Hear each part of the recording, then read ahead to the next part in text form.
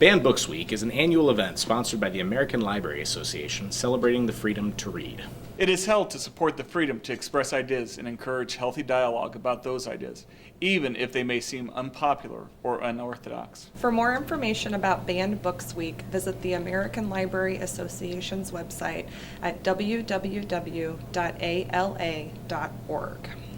As part of Banned Books Week, I'm going to read a selection from one of the most popular books of all time, but probably also one of the most controversial. It has been around for centuries and continues to still challenge its readers today. It's the Bible. This is Their Eyes Were Watching God by Zora Neale Hurston. It was banned because of, rape, interracial relationships, language, and murder, although it was in self-defense. This book is Ordinary People by Judith Guest. It is banned for suicide, sex, and language. The book I am going to read from is Fahrenheit 451 from Ray Bradbury.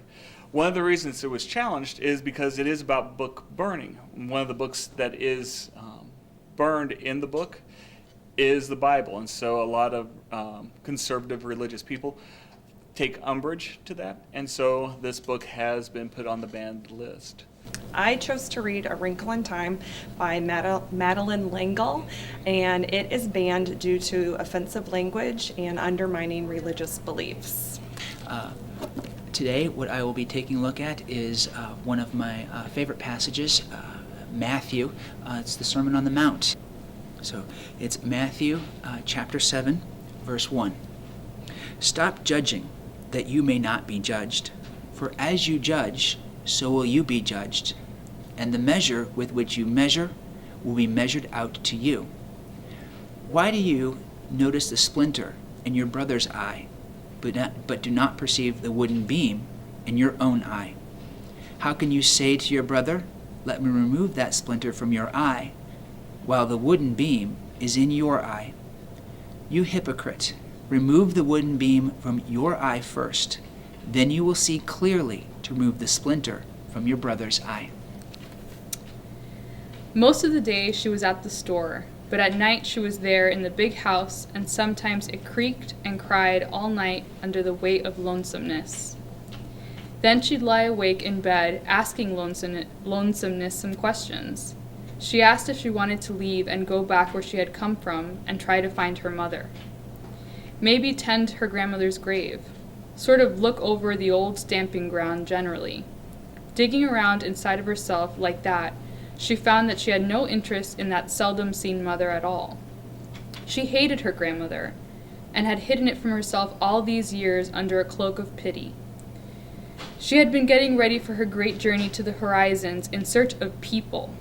It was important to all the world that she should find them and they find her. But she had been whipped like a cur dog and run off down a back road after things. It was all according to the way you see things. Some people could look at the mud puddle and see an ocean with ships. But Nanny belonged to that other kind that loved to deal in scraps. Here Nanny had taken the biggest thing God had ever made, the horizon. For no matter how far a person can go, the horizon is still way beyond you, and pinched it into such a little bit of a thing that she could tie it around her granddaughter's neck, tight enough to choke her. She hated the old woman who had twisted her so in the name of love. I can't, he cries. I can't. He drops his head on his arms.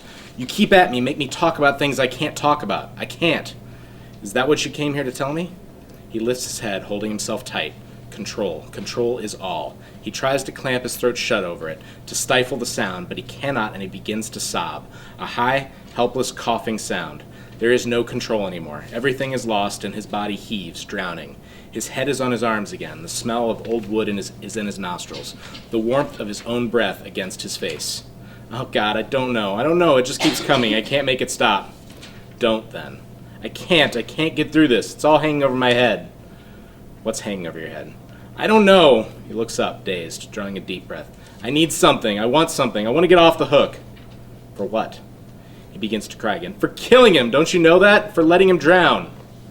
And how did you do that? Berger asks.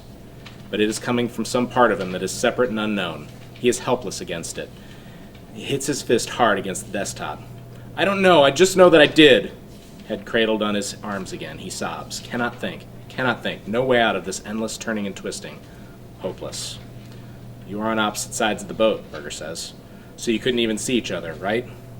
He nods his head as he sits up. He scratches his cheek, staring at Berger through the slits of his eyes. The itching creeps downward under his pajama top. And he was a better swimmer than you. He was stronger. He had more endurance. Yes. So what is it you think you could have done to keep him from drowning? Tears flood his eyes again. He wipes them roughly away with his hand. I don't know. Something. The selection I have chosen to read is from the very beginning of the book. It is one of my favorite parts because, to me, it also symbolizes my fascination with fire, and Bradbury really does seem to be able to capture that essence. It was a pleasure to burn. It was a special pleasure to see things eaten, to see things blackened and changed. With the brass nozzle in his fist, with this great python spitting its venomous kerosene upon the world, the blood pounded in his head, and his hands were the hands of some amazing conductor playing all the symphonies of blazing and burning to bring down the tatters and charcoal ruins of history.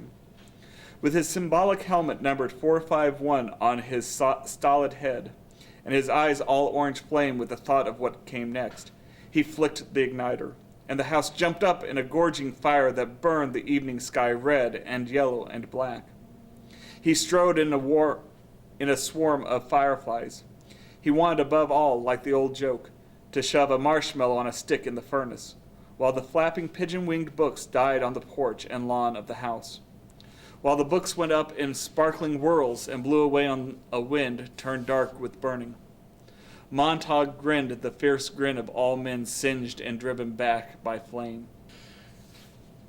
He knew that when he returned to the firehouse, he might wink at himself, a minstrel man, burnt corked in the mirror. Later, going to sleep, he would feel the fiery smile still gripped by his face muscles in the dark. It never went away, that smile. It never, ever went away as long as he remembered. Again they focused their eyes on the crystal ball. The earth, with its fearful covering of dark shadows, swam out of view, and they moved rapidly through the Milky Way. And there was the thing again. Watch, the medium told them. The darkness seemed to seethe and writhe. Was this meant to comfort them? Suddenly there was a great burst of light through the darkness. The light spread out, and where it touched the darkness disappeared. The light spread until the patch of dark thing had vanished, and there was only a gentle shining, and through the shining came the stars, clear and pure. Then slowly the shining dwindled until it too was gone, and there was nothing but stars and starlight. No shadows, no fear. Only the stars and the clear darkness of space, quite different from the fearful darkness of the thing. You see, the medium cried, smiling happily, it can be overcome. It is being overcome all the time. Mrs. Whatsit sighed, a sigh so sad that Meg wanted to put her arms around her and comfort her. Tell us exactly what happened then, please, Charles Wallace said in a small voice.